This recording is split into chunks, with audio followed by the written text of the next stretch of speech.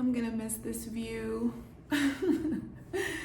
Y'all, I have been moving around Johannesburg over the last couple of weeks, and it has just been another confirmation for why this is where I want to be. So, in this video, I'm gonna talk about 5 things you must do when you're in Johannesburg. All right, let's get into it. My name is Ashley. On my channel, Ashley in Africa, I talk about moving, living, and doing business here on the continent of Africa.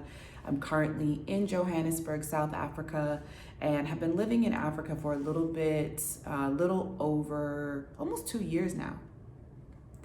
Almost 2 years.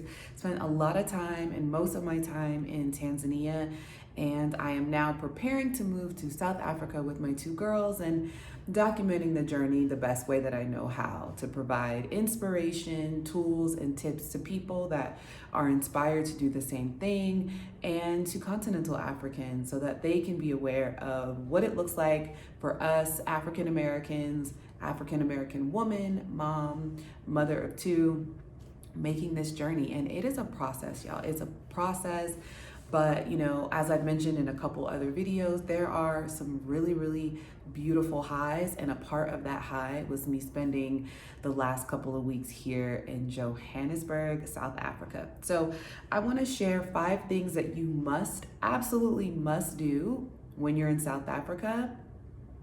Says me. right, says me. And the number 1 thing is spa. If self-care was a person, she would be me. I am her, she is Ashley. I love self-care, I love pampering, I love taking care of myself, I love indulging in things that make me feel feminine, and spas are one of them. So yesterday I went to a spa, and as you can see, I'm a little fresh faced. I'm not doing a lot of makeup because I'm traveling today, but also I had the most fantastic 9-hour spa day. Can you believe it? And like for less than $200. I'm talking about extremely less, like a tad bit over $100. I'll leave the link to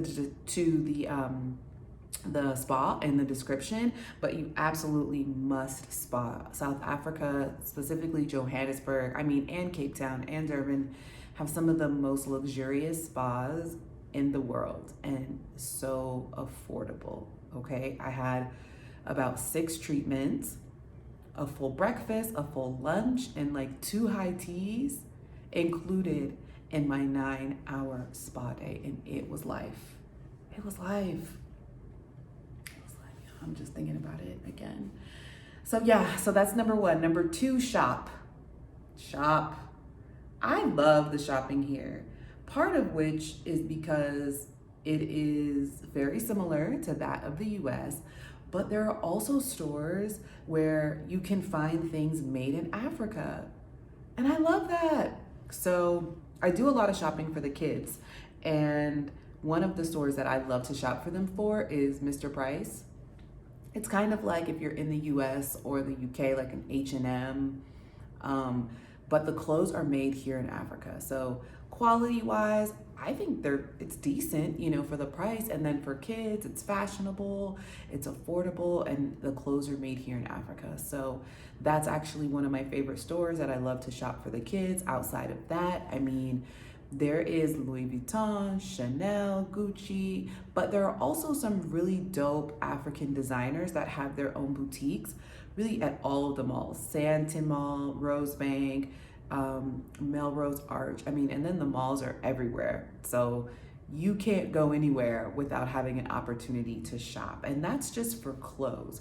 Interior design is on another level here in South Africa. I'm convinced that much of the modern, this modern IKEA, like European look really comes from South Africa. The clean lines, the variety in textures and materials, because the stores that I've seen here where the products are made, I'm like, this is so like architectural digest. And South Africa isn't getting its credit for interior design. And all of the homes that I've been in have been beautifully designed to the max.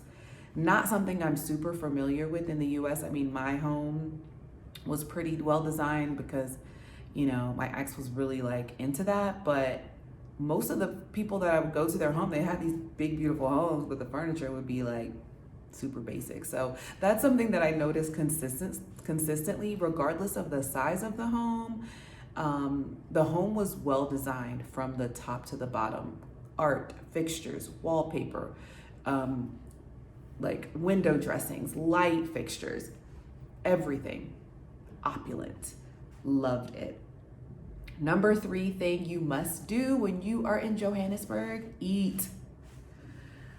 Eat, y'all, eat. I have been doing this, cleanse, and I'm gonna have to do another one when I get home because I ate so much. I ate everything. I ate so much, y'all. The malva pudding is probably my favorite dish ever. It is very, like, I believe very true to South Africa, like as a dessert, and then also like the South African wines are just some of the best in the world.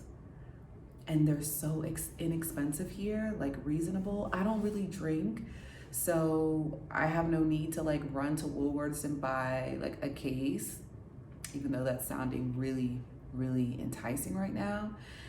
I am not gonna do it because I don't really drink for the most part, but I love to drink socially with friends over a nice meal, and I really indulged in that. I enjoyed that. I went to a favorite restaurant, Signature. I also went to a pop-up restaurant called the Tasting Kitchen. I think if that was it. It was a pop-up. It was like a 10-course meal. It was everything. It was so good. I actually have a souvenir from that experience. I loved it. It was amazing. So eat, because the food is excellent. It is everywhere, and it is affordable. And it lacks the amount of preservatives that we're used to in other parts of the West. So the food is incredible. The 4th thing that you must do in Johannesburg is dance. Dance. Be a part of a dance class, Soweto's finest dance studio. I didn't get to make it, but I really, really wanted to go. Instead, I ended up going to a live music show at a place called Leona's, I believe. I'll leave the link in the description as well. A Black-owned, female Black South African-owned venue, restaurant. I got to see an artist called Amanda Black. She's so dope. I'm gonna list her in the description as well. Not that she needs it, but just because the music is so powerful. It was such a spiritual experience for me and my friend that invited me, and I loved it. And so, just get into the culture, get into the music, dance. I went to another spot called Funk Bar and Four Ways. They were playing more, American music, and that's fine. I enjoyed it. I just enjoy being around the people of South Africa in every facet, there possibly is to join them. And so the last, but most importantly, not least, probably at the top of the list, is when you are in South Africa, you absolutely should learn something, because there is so much history here.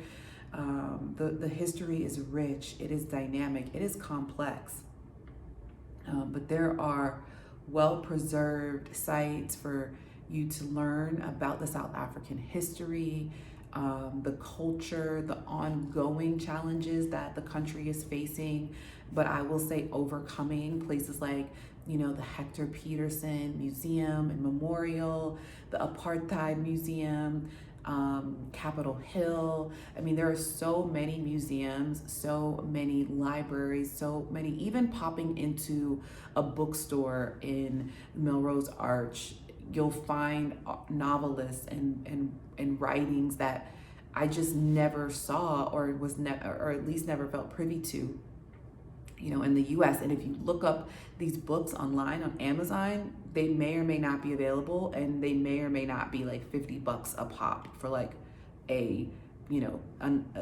paperback. So there's such a richness of history here to learn.